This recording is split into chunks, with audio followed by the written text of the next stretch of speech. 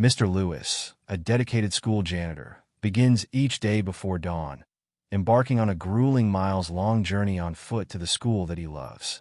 With every step, he carries the weight of loss and financial strain, but his spirit remains unbroken. Mr. Lewis's life has been anything but easy, yet he finds joy in the small moments, like greeting students with a warm smile and ensuring classrooms are clean and welcoming. However, unbeknownst to him, the very students he cares for so deeply have started to notice his struggle. What happens next will warm your heart and remind you of the power of community and kindness. Before we begin this moving story of resilience, generosity, and life-changing compassion, let us know in the comments where you're watching from. And don't forget to subscribe for more stories that inspire. The sun hasn't yet risen over the sleepy town of Millbrook, but its first pale fingers are already reaching across the misty horizon. The streets lie empty and quiet, save for the occasional early morning delivery truck rumbling past dark storefronts. As dawn breaks, the camera pans across weathered buildings and neat suburban homes before settling on a small, paint-peeling house at the edge of town. Inside, an ancient alarm clock ticks steadily beside a narrow bed. Its hands point to 4:30 a.m. when the harsh buzz fills the dimly lit room. A weathered hand reaches out, carefully silencing the alarm with practiced precision. Thomas Lewis, known to everyone simply as Mr. Lewis, sits up slowly, his joints protesting the early movement. The bed springs creak beneath him as he swings his legs over the side, his feet finding their way into worn slippers placed precisely where he left them the night before. "Another day, Max," he murmurs to the elderly golden retriever lifting his head from his bed in the corner. The dog's muzzle has gone completely white, but his tail still thumps against the floor at the sound of his master's voice. "Let's get some breakfast in us, old friend." Mr. Lewis shuffles to the small kitchen, where the linoleum is peeling at the corners and the cabinets hang slightly crooked. Despite its obvious age, everything is meticulously clean. He reaches for the container of oatmeal, the generic brand, on sale at the discount store, and measures out careful portions into 2 bowls. "Here you go, buddy," he says softly, adding a small drizzle of honey to Max's bowl before placing it carefully on the floor. "Easy on those old teeth now." While the oatmeal cooks, Mr. Lewis goes through his morning routine. The bathroom mirror reflects a face lined with years of early mornings and late nights. His hair, more salt than pepper now, is neatly combed. He takes extra care shaving, remembering Claire's gentle teasing about his porcupine chin. The thought brings both a smile and a familiar ache to his chest. Back in the bedroom, he opens his closet to reveal a row of carefully pressed work shirts and pants. Each garment shows signs of wear, some subtle darning at the seams, patches carefully matched in color and pattern. He selects today's outfit with deliberate care. The blue work shirt that Emily had given him 2 Christmases ago, before she left for college. His eyes drift to the photograph on his bedside table. Claire's smile beams back at him, her arms wrapped around a teenage Emily at her high school graduation. The frame is slightly tarnished, but the glass is spotless, cleaned daily with loving attention. "Morning, sweetheart," he whispers, touching the frame gently. "Emily called yesterday. She's doing great in her classes. That scholarship was a blessing, wasn't it? She's going to be somebody, Claire. Just like you always said she would." The silence that follows feels heavy, but Mr. Lewis straightens his shoulders and returns to the kitchen. He eats his oatmeal standing up, gazing out the small window at the gradually lightening sky. The bowl gets rinsed immediately after. Dishes are never left in the sink in the Lewis household. "Time for lunch packing, Max," he announces, pulling out a paper bag from the cabinet. The sandwich assembly is precise. 2 slices of whole wheat bread, bought day old to save money, a thin spread of margarine, 2 slices of ham, on sale this week, and a single slice of American cheese. An apple, slightly bruised but still good, completes the meal. Mr. Lewis checks his watch, 5:15 a.m. Time to get moving. He slips on his work boots, the soles worn thin and starting to separate at the edges. A little shoe glue had bought them a few more months of life, but he knows they're on their last legs. Just like his car, sitting dead in the driveway, a repair bill for $2,300 might as well be $2 million on his salary. "Be good, Max," he says, giving the old dog a gentle pat. "I'll be back tonight." The morning air hits him with a sharp chill as he steps outside, pulling his thin jacket closer around his shoulders. The walk to Millbrook High School is exactly 4.2 miles. He'd measured it on Google Maps when his car first broke down 3 months ago. Back then, he'd thought it would be temporary. Now, the route is as familiar as the lines on his palm. The first mile isn't so bad. The sky continues to brighten as he walks, and the morning mist creates beautiful patterns in the early light. He passes Mrs. Henderson's house, where she's already up tending to her roses. "Morning, Thomas," she calls out. "Still no luck with the car?" "Working on it, Mrs. Henderson," he replies with a wave, not breaking his stride. He can't afford to stop if he wants to make it to school on time. By mile 2, his knee begins its familiar protest. The doctor had recommended surgery last year, but the cost was out of the question. Instead, Mr. Lewis had memorized the location of every bench and low wall along his route, places to pause when the pain becomes too intense. He passes the bus stop where a handful of early morning workers wait. The Route 17 bus would take him within a mile of the school, but the $4.50 fare each way would add up to nearly $200 a month. Money he needs for Emily's textbooks and Max's medication. "Morning, Mr. Lewis," calls out Jimmy, the newspaper delivery boy, pedaling past on his bike. "Want a ride?" Mr. Lewis chuckles, the sound slightly wheezy from exertion. "Thanks, Jimmy, but I think I'd break that bike of yours in half."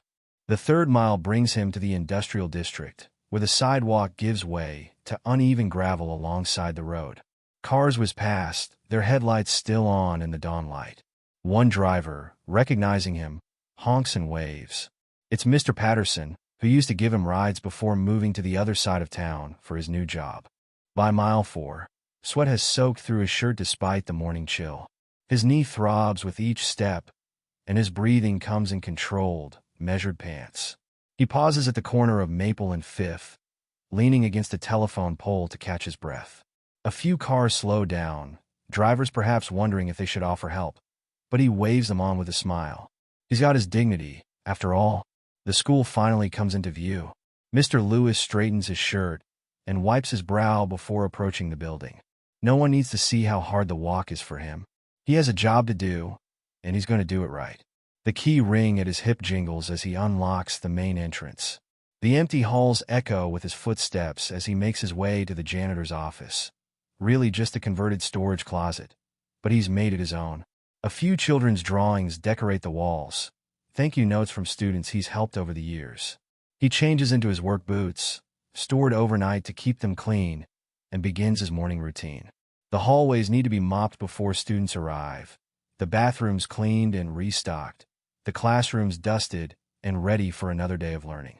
As he works, memories of Claire teaching in room 204 flow back to him. She'd loved this school, loved teaching English to generations of Millbrook teenagers. After she passed, working here had been both a comfort and a wound. But the students, they made it worthwhile. The first teachers begin arriving. "Morning, Tom," calls Ms. Rodriguez, the Spanish teacher. "Did you get that air freshener I asked about for room 312? "Already installed, Ms. Rodriguez," he replies with a smile. "Let me know if it's not strong enough to combat those chemistry experiments next door." The first students start trickling in. Mr. Lewis positions himself near the main entrance, ready with a smile and a greeting for each one. "Morning, Jason. Those new basketball shoes treating you right? Hey there, Maria. Did your sister have her baby yet? Sarah, congratulations on that science fair win." A crash, and the sound of books scattering across the floor draws his attention. I got it," he calls out, already moving toward the sound. Tommy Chun, a freshman still growing into his long limbs, stands amid a shower of papers and textbooks, his broken backpack strap dangling uselessly. "Don't worry about it, Tommy," Mr. Lewis says, already gathering books. I think I have some heavy-duty thread in my office that'll fix that strap right up. Want to stop by after first period?" "Really? Thanks, Mr. Lewis." Tommy's relief is evident as they collect the last of his papers. The morning continues in its familiar rhythm. Mr. Lewis moves through the halls like a guardian angel in work boots, appearing whenever and wherever he's needed.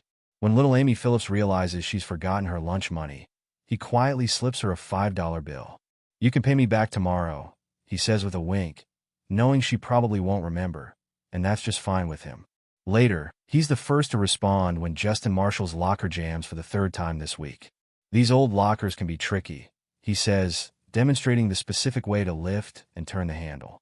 But they've got character, just like the rest of us old-timers around here.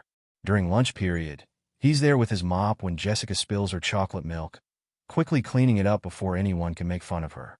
"Did I ever tell you about the time I dropped an entire bucket of paint in the gymnasium?" he asks as she fights back tears. Now that was a mess worth crying about. Between tasks, when he thinks no one is watching, Mr. Lewis sometimes pauses to rub his knee or catch his breath.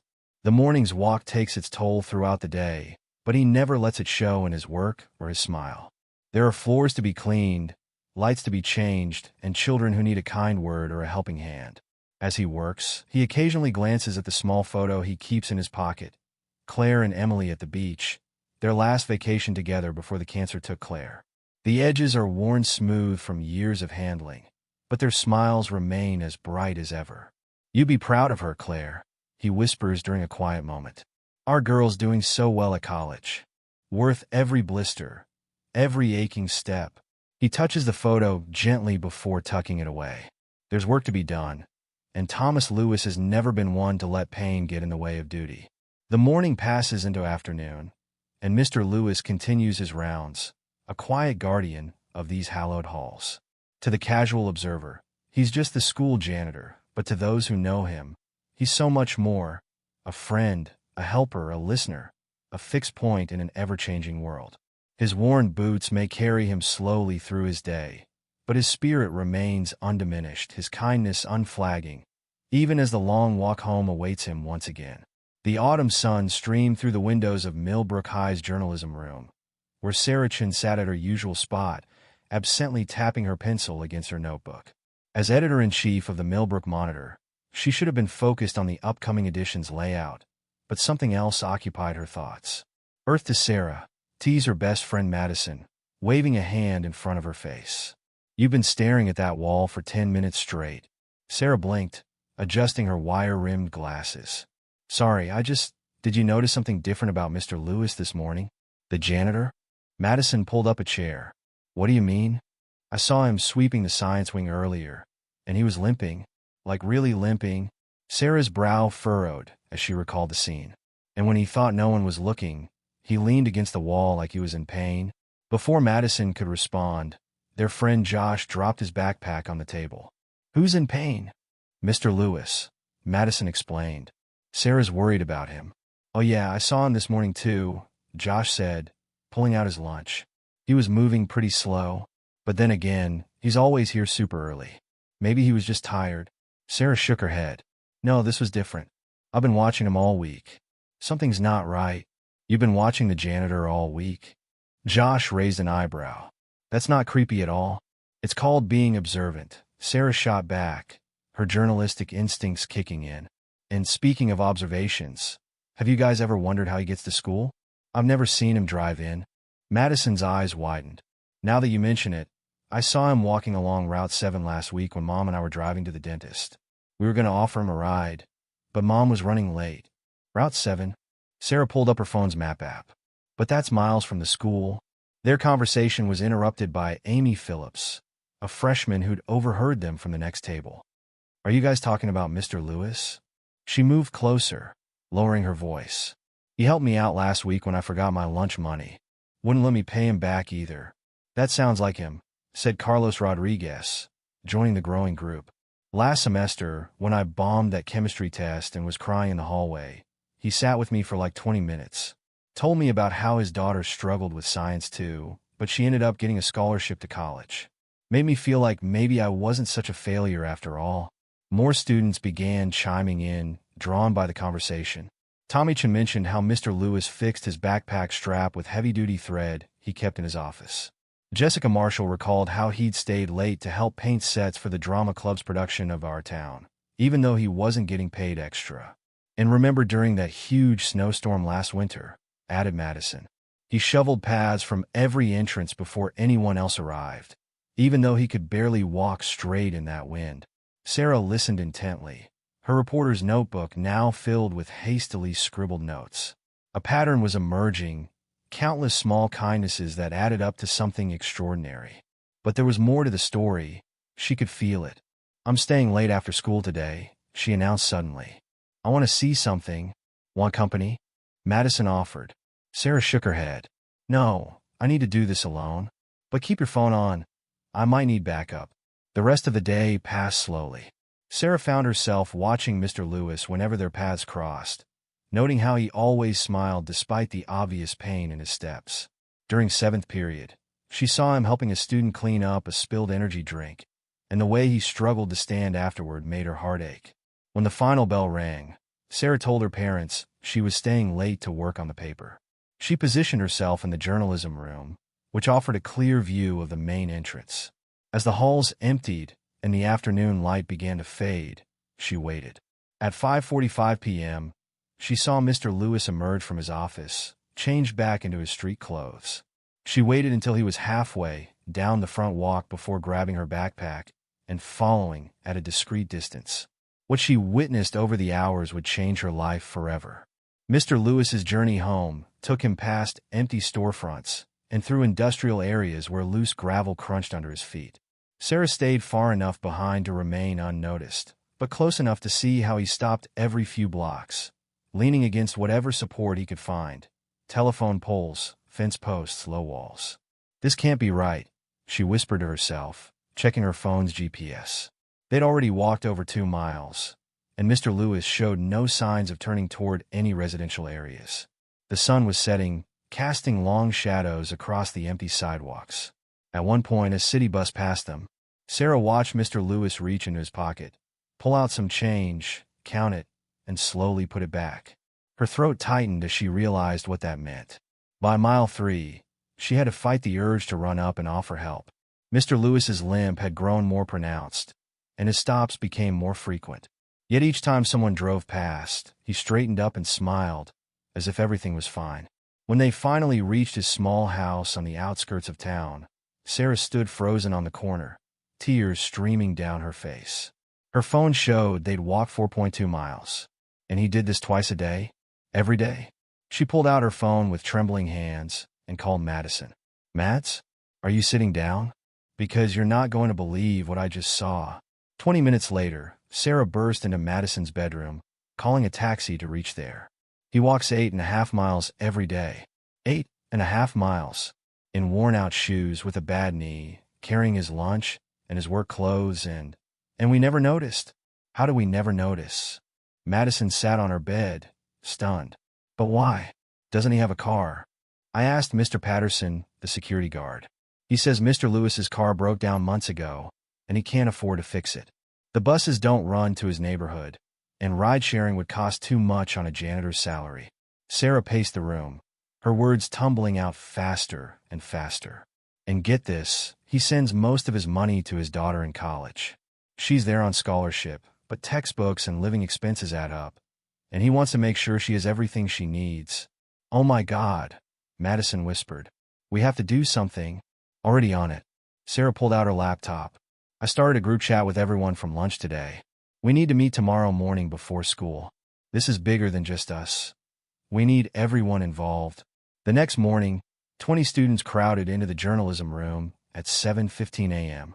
Sarah stood at the front, her exhaustion evident, but her eyes bright with determination. "Okay, everyone's here. Thanks for coming so early." She took a deep breath. "What I'm about to tell you might be hard to hear, but we need to listen. And then we need to act." For the next 15 minutes, Sarah described everything she'd witnessed. The room grew quieter and quieter as she spoke, until you could hear a pin drop. When she finished, there was a long moment of silence. Finally, Carlos spoke up. "My dad's a mechanic. Maybe he could look at Mr. Lewis's car." "That's a start," Sarah nodded. "But from what I've heard, the repairs would cost thousands. And even if we fixed it, there's gas, insurance, maintenance." "What about a fundraiser?" suggested Amy. "We could do a car wash or something." Jessica shook her head. "A car wash might raise a few $100s, but we need way more than that. We need something bigger." "Social media," Josh said suddenly. Everyone turned to look at him. "No, seriously. Remember that video about the guy who gave his mom a car? It went viral, raised like $50,000 in 3 days. That could actually work, Madison said slowly. We all have stories about Mr. Lewis. If we share them, maybe other people will too. And not just current students, Sarah added, getting excited. Alumni, parents, teachers, everyone who's ever been helped by Mr. Lewis. We could start a hashtag, maybe hashtag Miles for Mr. Lewis, or something like that. The room buzzed with energy as ideas flew back and forth. Amy offered to make TikTok videos. Carlos said his cousin worked at the local news station. Madison's mom was friends with several parent-teacher organization leaders. But then Tommy voiced what everyone was secretly worried about. What if we fail? What if we can't raise enough money? Or what if people don't take us seriously because we're just kids? The room fell silent again. Sarah looked around at her friends' uncertain faces and stood up straighter. Then we failed trying, she said firmly. But we have to try. Because right now, Mr. Lewis is probably already halfway through his morning walk, probably in pain, probably worried about paying for his daughter's textbooks or his dog's medication or fixing his car. And he's never complained, never asked for help, never stopped being kind to every single person in this school. She looked each person in the eye as she continued. We've all been helped by Mr. Lewis at some point. Now it's our turn to help him. Maybe we'll fail. Maybe people won't take us seriously. But maybe, just maybe, we can make a difference in the life of someone who's made a difference in all of ours. The room erupted in determined chatter. Josh started creating social media accounts. Madison began drafting emails to parent groups. Amy and her friends huddled around a phone, planning their first video. Sarah watched it all with a mixture of hope and anxiety. She pulled out her phone and opened Instagram, starting a new post. After a moment's thought, she wrote, "Every morning, a hero walks 4.2 miles to Millbrook High School. Every afternoon, he walks 4.2 miles home. He does this in summer heat and winter snow. He does this with a bad knee and worn-out shoes. He does this without complaint, without asking for help, without letting it stop him from being the kindest person many of us have ever met. His name is Mr. Lewis, and this is his story. Hashtag Miles for Mr. Lewis." She attached a photo she'd taken earlier that week. Mr. Lewis helping a freshman with his locker, both of them laughing at some shared joke. Her finger hovered over the post button for a moment before pressing it decisively. Within hours, the post had been shared hundreds of times. Former students began commenting with their own Mr. Lewis stories. Teachers shared it with their networks. Local community groups picked it up and spread it further. By lunchtime, Sarah's phone was buzzing constantly with notifications. The local news station had called, asking for an interview. The principal had asked to meet with her after school. Even some local businesses had reached out, offering to help. But what touched her most was watching her fellow students in action. Between classes, she saw them stopping to really look at Mr. Lewis, to thank him, to offer help he gently declined. She saw them noticing things they'd overlooked before. How he limped more in the afternoons. How he saved half his lunch for dinner. How he never stopped smiling despite it all. After school, Sarah sat in the journalism room, updating the fundraising page they created. The initial goal had been modest, $5,000 for car repairs. But as she read through the growing list of comments and contributions, she began to dream bigger. Maybe, she whispered to herself, maybe we can do more than just fix his car. Maybe we can make sure he never has to make that walk again. She looked out the window, where the afternoon sun painted the school grounds in warm, golden light. Somewhere out there, Mr. Lewis was beginning his long walk home, unaware that his life was about to change, unaware that his years of quiet kindness had planted seeds that were finally beginning to bloom. Sarah turned back to her computer and began to write, her fingers flying over the keyboard as she crafted the story that would appear in next week's Millbrook Monitor. The headline was already clear in her mind. The Man Who Walked Miles. How one person's kindness inspired a community. The story was far from over, but something extraordinary had begun. In classrooms and living rooms across town, people were reading about Mr. Lewis and remembering their own encounters with him. Parents were talking to their children about the importance of noticing other struggles. Teachers were sharing stories of his dedication with their colleagues. A movement was building, one small act of kindness at a time. And somewhere between those miles he walked every day, between the pain in his knee and the weight of his responsibilities, Mr. Lewis had taught them all something invaluable, that sometimes the biggest hearts come in the most unassuming packages, and that true kindness never goes unnoticed forever. The Millbrook High School gymnasium buzzed with energy on a Saturday morning, 3 weeks after Sarah's discovery. Long tables lined the walls, covered with poster boards, markers, and stacks of neon paper. In the center, students gathered in groups, their voices echoing off the high ceiling as they worked. "No, the letters need to be bigger," Madison directed, watching as Josh struggled with a particularly large banner. "We want people driving by to be able to read it from the street." "I'm trying." Josh balanced precariously on a ladder, paint dripping onto his old t-shirt. "But support Mr. Lewis, our hero." There's a lot of words to fit on one banner. Sarah moved between the groups, her clipboard in hand, and her phone constantly buzzing with notifications. The past 3 weeks had been a whirlwind of planning and organizing, and today marked the launch of their biggest push yet. "Amy, how's the bake sale sign-up looking?" Sarah called out to the freshman, who sat cross-legged on the floor with her laptop. "We've got 25 families committed," Amy responded excitedly. "Mrs. Rodriguez is making her famous churros. And guess what? The owner of Sweet Dreams Bakery downtown offered to donate 3 dozen cupcakes." "Perfect." Sarah made a note on her clipboard. "Carlos, any update on the mile run challenge?" Carlos jogged over, holding up his phone. "The app is ready to go. People can track their miles and donate per mile walked. We've already got 50 people signed up, and the event doesn't start until Monday." Sarah smiled, feeling a flutter of hope in her chest. The Mile Run Challenge had been Madison's idea. Participants would walk or run to raise money, with each mile symbolizing Mr. Lewis's daily journey.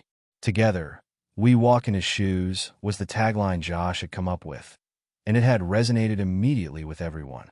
"Sarah," Tommy called from across the gym. "Channel 7 News just confirmed. They're doing a segment on our car wash next weekend." The energy in the room seemed to surge with each small victory. Sarah watched as her classmates threw themselves into the work, their determination matching her own. Even the youngest students had found ways to help. A group of 7th graders sat in a corner, making friendship bracelets to sell at lunch. Later that night, Sarah sat at her kitchen table, surrounded by papers and empty coffee mugs. Her laptop screen glowed with dozens of open tabs. The fundraising page, social media accounts, email chains, and spreadsheets tracking every dollar raised. "Honey," her mother called softly from the doorway. "It's almost midnight." "Just 5 more minutes, Mom," Sarah replied, not looking up from her screen. "I need to update the donation page with today's stories." Her mother walked over, placing a gentle hand on her shoulder. "Let me see what you're writing." Sarah scrolled through the latest updates. Today, Mrs. Henderson, class of 1982, shared how Mr. Lewis helped her son through a difficult time in 2005. "My Bobby was being bullied, and Mr. Lewis noticed. He gave Bobby a job helping him after school, which not only kept him safe but taught him the value of hard work. Bobby's now a teacher himself, inspired by Mr. Lewis's kindness." Maria Delgado, current senior, remembers, "When my little sister was scared on her first day of school, Mr. Lewis made her a special hall monitor badge out of cardboard and glitter. She wore it proudly all year." That's just who he is, always thinking of ways to make others feel special. "Look at these donations coming in," Sarah pointed to the screen. $5 from a student's allowance, $20 from a retired teacher, $100 from a local business. They're not huge amounts, but they're adding up. Her mother squeezed her shoulder. "You're doing something remarkable, sweetie. But you need to rest too." "I know, Mom. It's just—" Sarah's voice caught slightly. "Every morning, I still see him making that walk. And until we fix this, I can't really rest." The next few days saw an explosion of activity throughout Millbrook. The Mile Run Challenge kicked off with a bang.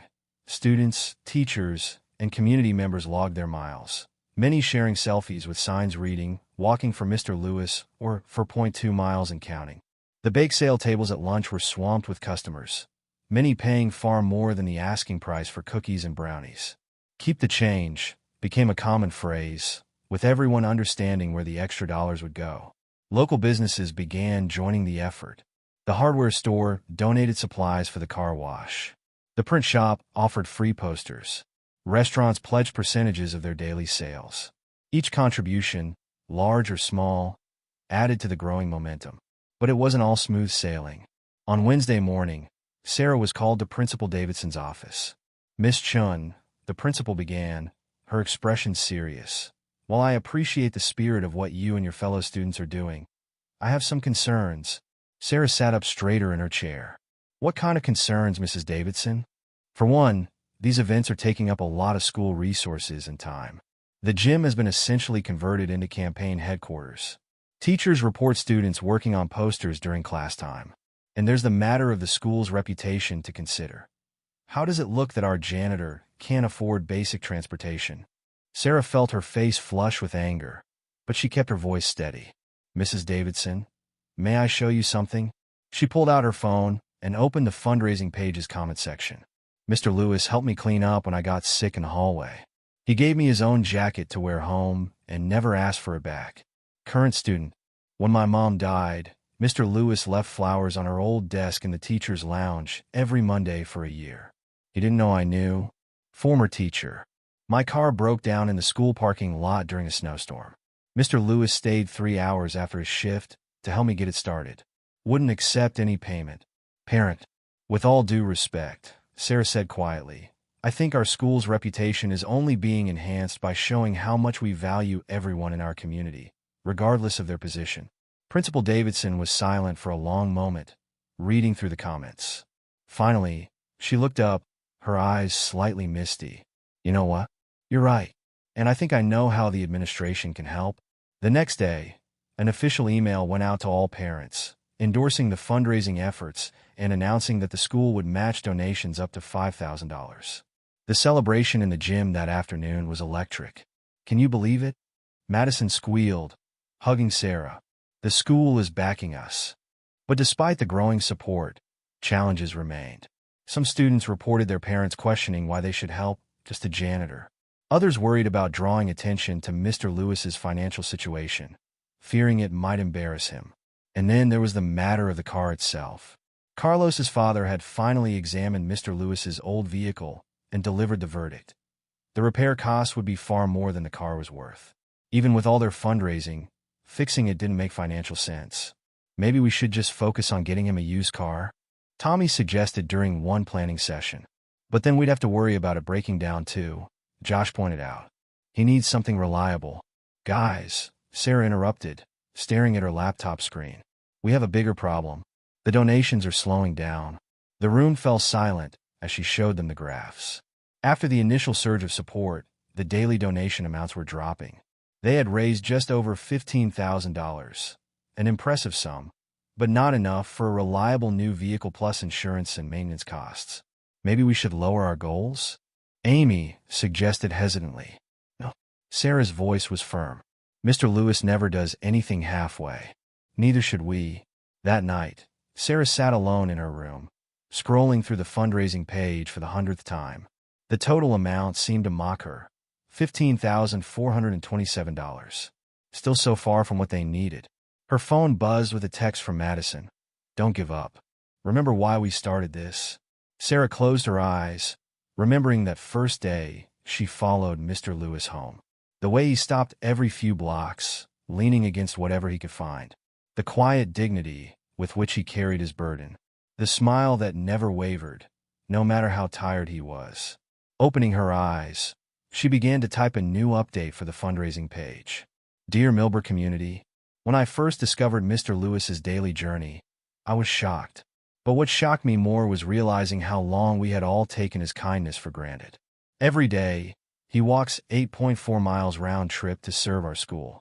He does this with a bad knee, worn-out shoes, and a heart full of determination. But here's what makes Mr. Lewis truly extraordinary. In all these months of walking, in all these years of serving our school, he has never once complained, never once asked for help, never once let his struggles dim his smile or dampen his spirit. We've raised $15,427 so far. That's incredible, and we're grateful for every single donation. But it's not enough.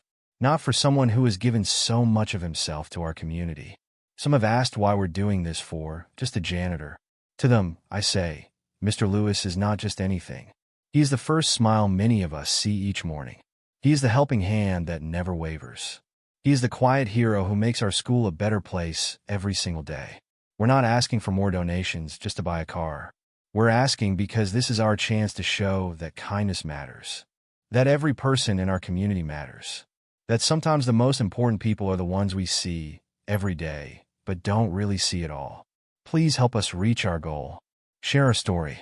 Make a donation if you can. Join our mile run challenge. Buy a friendship bracelet or a cupcake.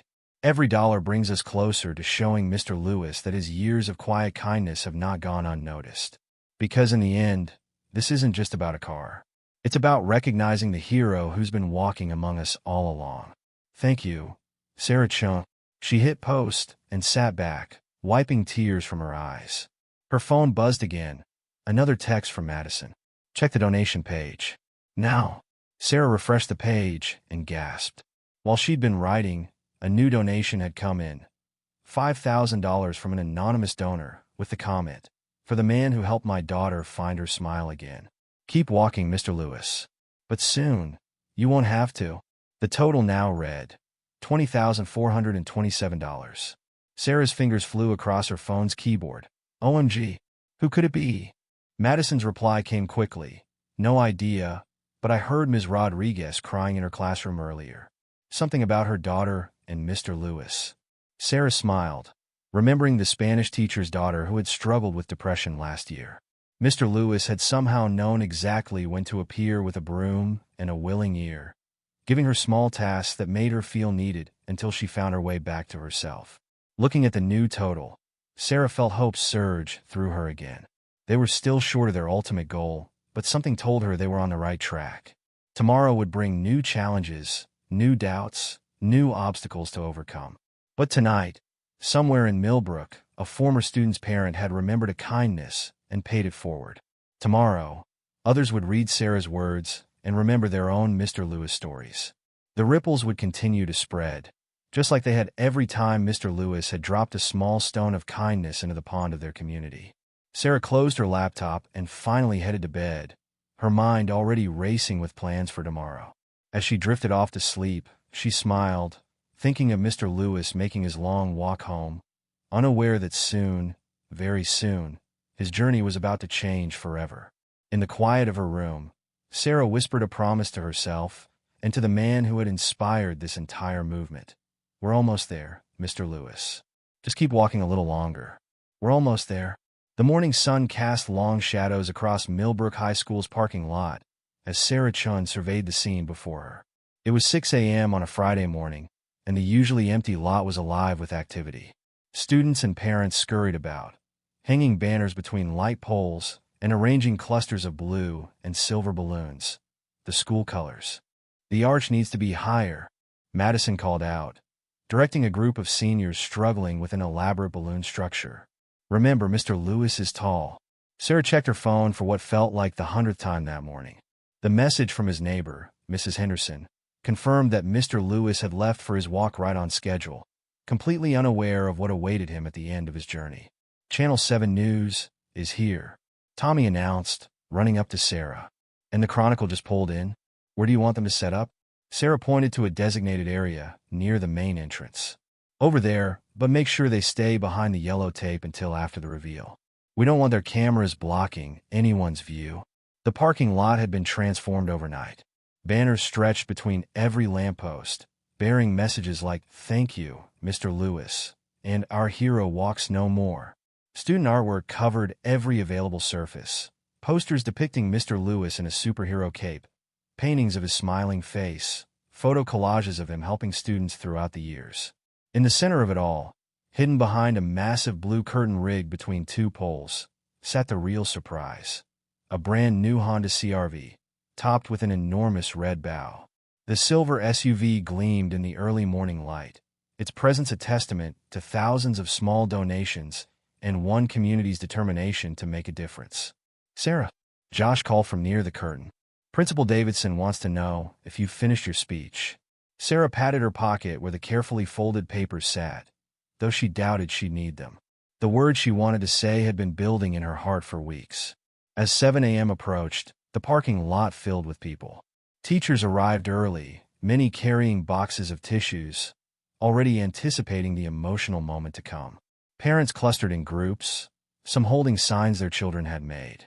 Former students began showing up, having traveled from neighboring cities to be part of this moment.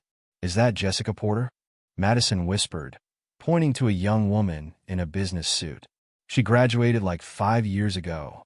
"And there's Dr. Martinez," Sarah added, recognizing the local dentist who'd graduated from Millbrook in the 90s. "His daughter told me he canceled all his morning appointments to be here." The crowd continued to grow. Mrs. Rodriguez, the Spanish teacher, distributed small bells she'd bought for everyone to ring at the big moment. The school band, positioned discreetly behind a row of cars, warmed up their instruments.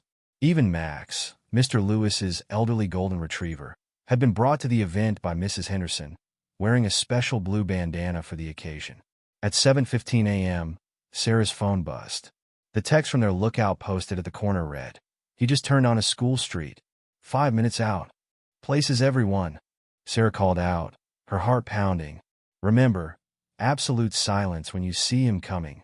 The crowd shuffled into position, parents helping to arrange younger siblings on the curb for a better view. The news crews adjusted their cameras one final time. Principal Davidson moved to stand beside Sarah, giving her shoulder a supportive squeeze. And then they saw him. Mr. Lewis appeared at the far end of the parking lot, making his way slowly up the walk as he did every morning. Even from a distance, they could see his slight limp, the way he carried his lunch bag in one hand and his work clothes in the other. As he got closer, someone in the crowd stifled a sob. He was about halfway across the lot when he finally noticed something was different.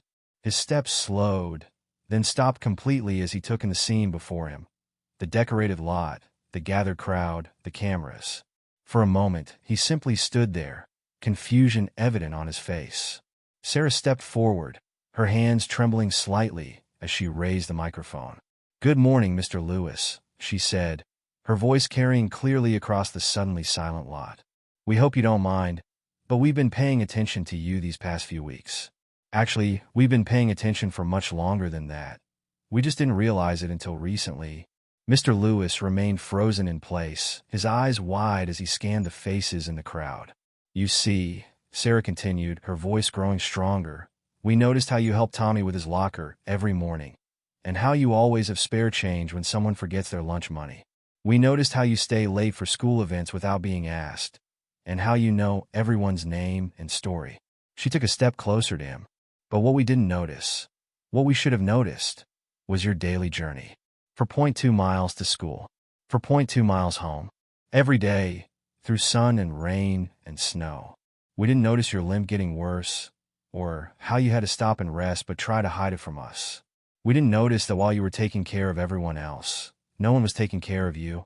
Tears were now streaming down Mr. Lewis's face, but he stood straight and tall, clutching his lunch bag like an anchor. "So we decided to do something about it," Sarah said, fighting to keep her own voice steady. "We started sharing stories about you, all the times you've helped us, supported us, shown us kindness when we needed it most. And you know what happened? The stories just kept coming. From current students, from graduates, from teachers and parents and community members. Hundreds of stories about hundreds of moments when you made a difference in someone's life." She gestured to the crowd. "Look around, Mr. Lewis. Every person here has a story about you. Every person here wanted to be part of this moment. Because today, we get to show you what you've shown us every day. That kindness matters, that every person matters, that sometimes the biggest heroes are the ones who quietly help others without expecting anything in return." Sarah paused, taking a deep breath. "Over the past month, more than 2,000 people donated to our cause. Children brought in their allowance. Teachers contributed from their salaries. Local businesses offered their support. Former students sent money from across the country, all because they wanted to thank you, to help you, to show you that your years of kindness haven't gone unnoticed." She turned toward the blue curtain. "Mr. Lewis, you've walked thousands of miles for us. Today, those miles end." At her signal, Josh and Tommy pulled the ropes, and the curtain dropped to reveal the gleaming new SUV.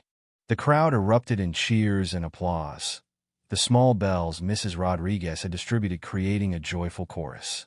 The band struck up the school fight song. Max barked excitedly, his tail wagging furiously. Mr. Lewis staggered slightly, and Principal Davidson quickly moved to support him. His lunch bag dropped forgotten to the ground as he stared at the vehicle in disbelief. "It's yours," Sarah said softly, holding out the keys.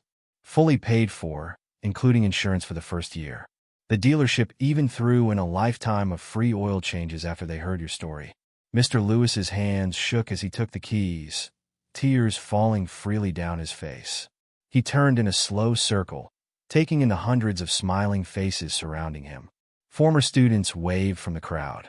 Current students held up their handmade signs. Teachers dabbed at their eyes with tissues. Someone started a chant. "Speech! Speech! Speech!" Mr. Lewis looked overwhelmed for a moment. But then Sarah saw something familiar in his eyes. That same strength that had carried him mile after mile, day after day. He took the microphone she offered, cleared his throat, and began to speak. His voice cracked, and he had to start again. "I don't know what to say. I'm not used to being the center of attention. Usually, I'm the one in the background, just trying to do my job, trying to help where I can." He paused, gathering his thoughts. "When I lost Claire, my wife, 5 years ago, I thought I'd lost everything. Emily was about to start college, and I didn't know how I'd manage without Claire's teacher's salary. But this school, this community, you gave me purpose when I needed it most." Mr. Lewis looked down at the keys in his hand, then back at the crowd. "Every morning, I walked to school thinking about Claire. She loved this place so much. Loved teaching here, loved the students, loved our little community. And every morning, I try to honor her memory by continuing what she started, caring for this school and everyone in it." His voice grew stronger. "The walk, it's never been a burden. Yes, it's long, and yes, sometimes it hurts. But each step reminds me that I'm still here, still able to help, still able to make a difference in small ways. And now," he gestured to the SUV, shaking his head in amazement. "This is too much, far too much. But looking at all of you here today, I realize something important. You've given me more than just a car. You've shown me that every small act of kindness matters, that every person matters, that sometimes the help we give comes back to us in ways we never expected." Mr. Lewis turned to Sarah, his eyes filled with gratitude. "When did you notice, Sarah? When did you first see me walking?" 3 weeks ago, she admitted. "I saw you limping in the hallway, and I started paying attention, really paying attention." He nodded slowly. "You know what Claire used to say? She said that sometimes angels come disguised as observant teenagers with big hearts." He smiled through his tears. "I think she was right." Looking back at the crowd, Mr. Lewis straightened his shoulders. "I promise you this. I'll use this beautiful gift to help others. Maybe pick up some students who need a ride on rainy days. Maybe deliver supplies to families who can't afford them. Maybe just be there for someone who needs support, the way you've all been there for me today." His voice grew thick with emotion. "Because that's what this community does. We notice each other. We help each other. We lift each other up. And if my daily walks have taught you anything, let it be this. Every journey is easier when we walk it together." The crowd erupted in applause again, and this time students broke ranks to surge forward, surrounding Mr. Lewis in a massive group hug. Max bounded forward, barking joyfully and weaving between legs to reach his master. The band played, bells rang, and camera flashes lit up the morning air. Sarah stood back, watching as Mr. Lewis was embraced by the community he had served so faithfully. She saw him greeting former students, hugging teachers, accepting congratulations from parents. His eyes shone with joy and gratitude, but also with something else, a quiet dignity that no amount of walking had ever diminished. Principal Davidson appeared at Sarah's side. "You did good, Miss Chen. Really good." Sarah wiped her eyes, smiling as she watched Mr. Lewis being helped into the driver's seat of his new SUV, Max jumping expertly into the passenger side despite his age. "We all did good. We just needed someone to notice first." As the morning sun climbed higher in the sky, casting its warm light over the celebration, Sarah thought about all the miles Mr. Lewis had walked. Each step had been a choice to keep going, to keep helping, to keep believing in the power of small kindnesses. Today, those miles had ended, but the journey they represented, the journey of compassion, of community, of quiet heroism, that journey would continue. And thanks to one observant student and thousands of grateful hearts, it would continue on 4 wheels instead of 2 tired feet. The Monday morning after the big reveal dawned bright and clear. Students arriving early at Millbrook High School noticed something different. Mr. Lewis's new SUV already parked in its designated spot, gleaming in the morning sun. The red bow had been carefully preserved and now sat in the back window, a reminder of that extraordinary Friday morning that had changed everything. Inside the school, Mr. Lewis moved through the halls with a new energy. The familiar limp was still there, but it was less pronounced, no longer weighed down by miles of walking. His smile, always ready, now seemed to carry an extra warmth. "Good morning, Mr. Lewis," called out Tommy Chun, hurrying to his locker. "How's the new ride?" "Like a dream, Tommy," Mr. Lewis replied, his eyes twinkling. I picked up 3 students on my way in today, saw them walking in the rain, and thought, well, now I can do something about that. It wasn't just the rides to school. Mr. Lewis began arriving early enough to help the drama club with their set construction. He stayed late to assist the robotics team in cleaning up their workshop. When the art club needed help hanging their exhibition, he was there with his tools and expertise, sharing stories about Claire's love for painting as he worked. "You don't have to do all this," Ms. Rodriguez told him one afternoon, watching him help organize props for the Spanish club's cultural fair. "You must be tired." Mr. Lewis smiled, carefully arranging colorful decorations. "That's the miracle of it, Maria. I'm not tired anymore. For the first time in months, I have energy to spare. Seems only right to spend it giving back to the community that gave me so much." The ripples of that one act of kindness spread throughout Millbrook. The local newspaper story about Mr. Lewis inspired other communities to look for their own unsung heroes. A neighboring town started a fund to help their elderly librarian repair her roof. Another community organized support for a struggling single mother who walked 3 miles to work at their grocery store. In Millbrook itself, people began paying more attention to each other. Students noticed things they might have overlooked before: a classmate without lunch money, a neighbor struggling with heavy groceries, a freshman eating alone in the cafeteria. Sarah watched it all unfold with a sense of wonder. Sitting in the journalism room one afternoon, she began typing her article for the school paper, "A Lesson in Kindness: How Mr. Lewis Taught Us More Than We Knew" by Sarah Chun. 3 weeks ago, our community came together to give Mr. Lewis, our beloved janitor, a gift, a new SUV to replace his daily 8-mile walk to and from school. We thought we were helping him. What we didn't realize was how much he would continue to teach us. Since that morning in the parking lot, something has changed at Millbrook High. It's not just that Mr. Lewis arrives looking refreshed instead of exhausted. It's not just that he can now offer rides to students on rainy days or help with after-school activities. It's something deeper, something that has touched every corner of our school and community. We've learned to notice, to really see each other, to recognize that everyone around us is fighting their own battles, walking their own long miles. Last week, I watched Jessica Martinez, a senior, stop to help a freshman pick up scattered papers in the hallway. When I mentioned how kind that was, she shrugged and said, "Mr. Lewis would have done it." That's become a common phrase around here. Mr. Lewis would have done it. Whether it's staying after school to tutor a struggling classmate, helping a teacher carry supplies to their car, or simply offering a smile to someone having a bad day, our standard for kindness has become clear. But perhaps the most important lesson Mr. Lewis taught us is this: heroism doesn't always wear a cape. Sometimes it wears work boots and carries a mop. Sometimes it walks 8 miles a day without complaint. Sometimes it shows up early, stays late, and never stops looking for ways to help others. Mr. Lewis's daily walk may have ended, but his journey continues. And now, thanks to his example, we're all walking with him. As Sarah finished typing, she heard familiar footsteps in the hallway.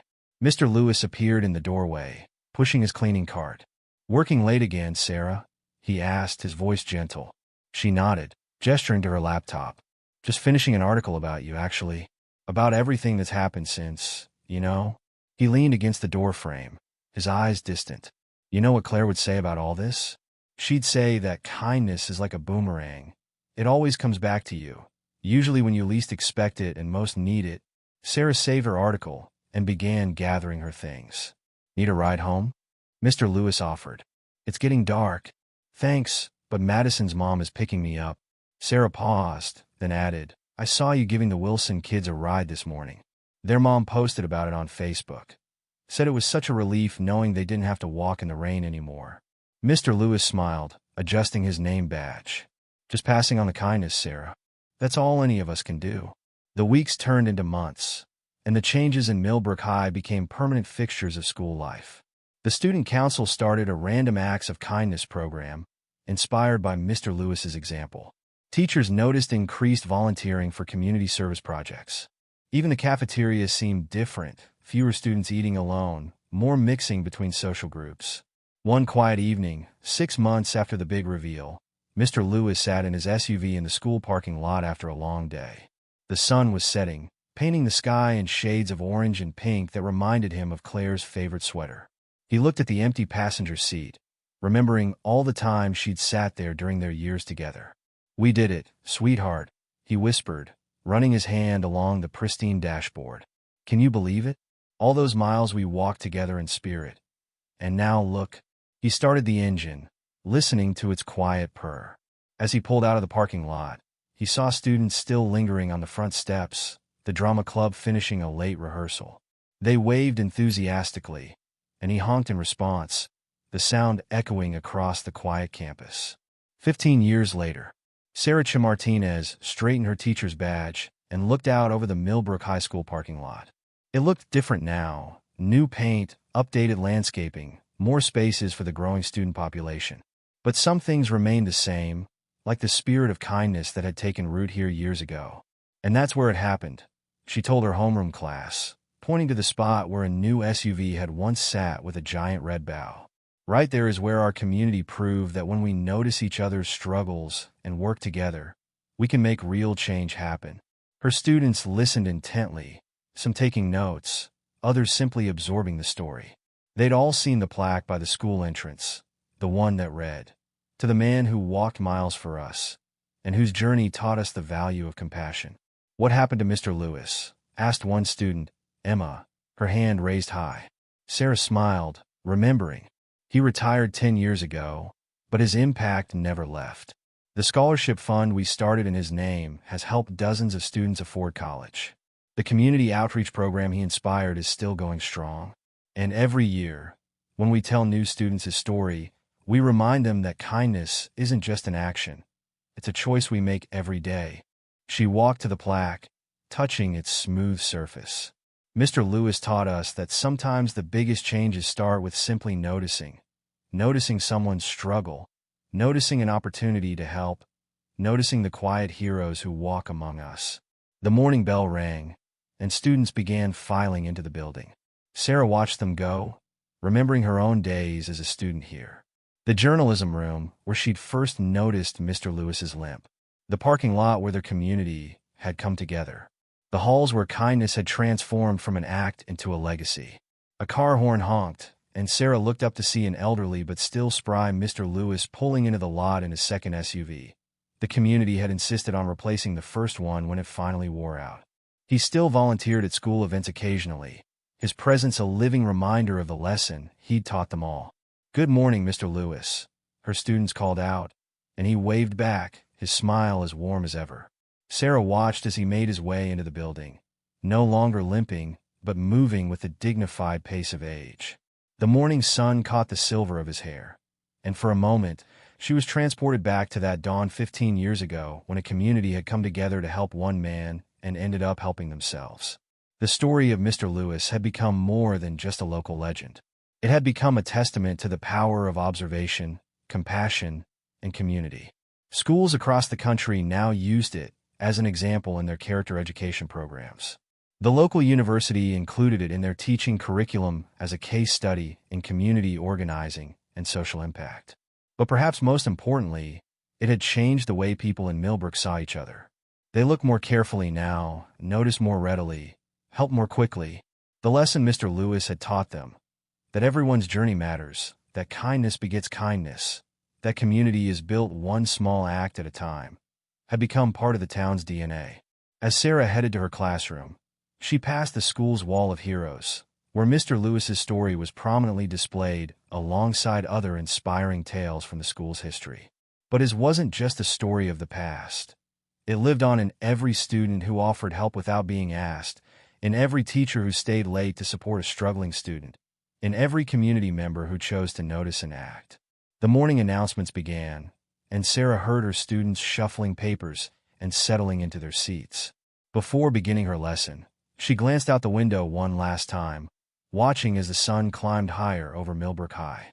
Somewhere in the building, she knew someone was helping someone else, passing on the lesson Mr. Lewis had taught them all those years ago.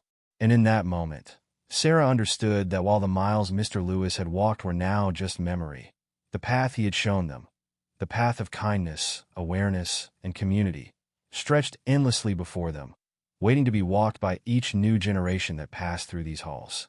The bell rang, and Sarah turned to her class, ready to teach not just the day's lesson, but the greater truth she had learned from a janitor who had walked miles to show them what really matters.